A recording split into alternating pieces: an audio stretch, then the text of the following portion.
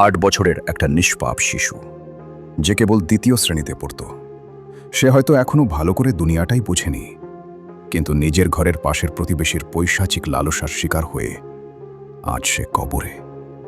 হ্যাঁ, আমি বাংলাদেশের রামিসার কথাই বলছি, যার নির্মম বিদায় পুরো দেশের মানুষের বিবেককে নাড়া দিয়েছে। আজ টেকনাফ থেকে তেঁতুলিয়া সবার একটাই দাবি, এই নরপশুর ফাঁসি চাই। কিন্তু আপনি কি জানেন, এই ধরনের জঘন্য অপরাধীদের ব্যাপারে আমাদের শান্তির ধর্ম ইসলাম কি রায় দিয়েছে? ইসলামে এদের শাস্তি কি? 2026 সালের মে মাস, ঢাকার পল্লবী। রামিসা আক্তার দ্বিতীয় শ্রেণীর এক ছোট্ট শিক্ষার্থী। সেদিন সকালে ঘর থেকে বের হয়েছিল। সে আর ঘরে ফিরল না।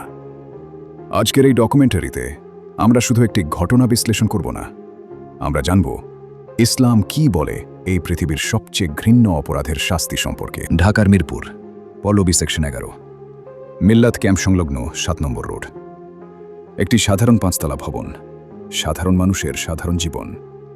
এখানেই বাস করত রামিসা ও তার পরিবার। রামিসা আক্তার, বয়স 8 বছর, পপুলার মডেল হাই স্কুলের 2য় শ্রেণীর ছাত্রী। ছোট্ট মেয়েটি প্রতিদিনের মতো সেদিনও হয়তো স্বপ্ন দেখছিল বড় হওয়ার, কিন্তু সেই স্বপ্ন আর পূরণ হয়নি। বিকেল গড়িয়ে সন্ধ্যা হলো। মা অপেক্ষা করছেন, মেয়ে ফিরছে না। একজন মায়ের বুকের ভেতরে সেই মুহূর্তে কি চলছিল তা কেবল একজন মাই বুঝতে পারেন। তারপর পাশের ফ্ল্যাট থেকে উদ্ধার হলো তার নিথর দেহ। পুলিশ এলো, ফরেন্সিক টিম এলো, আর সারা বাংলাদেশ স্তব্ধ হয়ে গেল। তদন্তে বেরিয়ে এলো ভয়াবহ সত্য। একই ভবনের বাসিন্দা সোহেল রানা, একজন পরিচিত মুখ, প্রতিবেশী, সেই এই ছোট্ট শিশুকে কৌশলে তার ঘরে নিয়ে গিয়েছিল। ফরেন্সিক রিপোর্ট নিশ্চিত করেছে মৃত্যুর আগে রামিসাকে ধর্ষণ করা হয়েছে। সিআইডির ডিএনএ রিপোর্টেও সোহেল রানার সংশ্লিষ্টতা প্রমাণিত। তার স্ত্রী স্বপ্না আক্তারও অভিযুক্ত এই মামলায়। পুলিশ আদালতে চার্জশিট দাখিল করেছে। রাস্তায় নেমেছে মানুষ, হাতে ব্যানার, চোখে জল, বুকে ক্ষোভ। সবার একটাই প্রশ্ন, এই পশুর শাস্তি কি হবে? আমরা প্রতিটি ঘটনার পর প্রতিবাদ করি, ব্যানার লাগাই, হ্যাশট্যাগ দিই, কিন্তু সমস্যার শিকড়ে যাই না। প্রশ্ন করি না, এই মানুষগুলো তৈরি হয় কিভাবে? ইসলাম বলে সমাজ পচে শিকড় থেকে।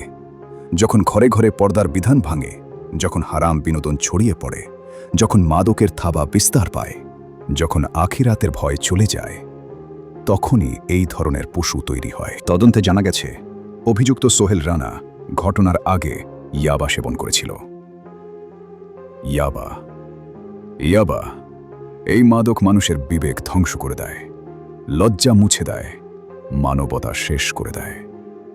কিন্তু ভাই, শুধু মাদক একমাত্র কারণ নয়। এখন আসি সবচেয়ে গুরুত্বপূর্ণ প্রশ্নে, ইসলামে ধর্ষণের শাস্তি কি? অনেকে মনে করেন ইসলাম কঠোর, ইসলামের শাস্তি নিষ্ঠুর। কিন্তু একটু গভীরে যান, সত্যিকারের ন্যায়বিচার কোথায়? ইসলামী ফিকহের পণ্ডিতরা একমত, ধর্ষণ হল সাধারণ পাপের চেয়েও ভয়াবহ অপরাধ। কারণ এখানে জোর জবরদস্তি আছে, শারীরিক নির্যাতন আছে, মানসিক ক্ষত আছে, ভিকটিমের কোনো সম্মতি নেই। তাই শাস্তিও হবে সর্বোচ্চ। ইমাম মালিক রহিমাহুল্লাহ, ইসলামের অন্যতম মহান ইমাম, বলেছেন, ধর্ষণকারীর শাস্তি হবে মৃত্যুদণ্ড, চাই সে বিবাহিত হোক, চাই সে অবিবাহিত হোক। হানাফি মাযহাব, শাফেঈ মাযহাব, হাম্বলি মাযহাব, সকল মাযহাবেই ধর্ষণকারীর জন্য সর্বোচ্চ শাস্তির বিধান রয়েছে। প্রিয় ভাই ও বোনেরা, নিষ্পাপ শিশু রামিসার হত্যাকারীর এই দুনিয়াতেও যেমন কঠোর ফাঁসি হওয়া উচিত, তেমনি আল্লাহর আদালতেও তার জন্য অপেক্ষা করছে জাহান্নামের কঠিন আযাব। আপনি কি মনে করেন আমাদের দেশেও এই ধরনের অপরাধীদের প্রকাশ্যে সর্বোচ্চ শাস্তি দেওয়া উচিত? আপনার মূল্যবান মতামত কমেন্ট বক্সে অবশ্যই জানান। ভিডিওটি শেয়ার করে অন্যায়ের বিরুদ্ধে আওয়াজ তুলুন।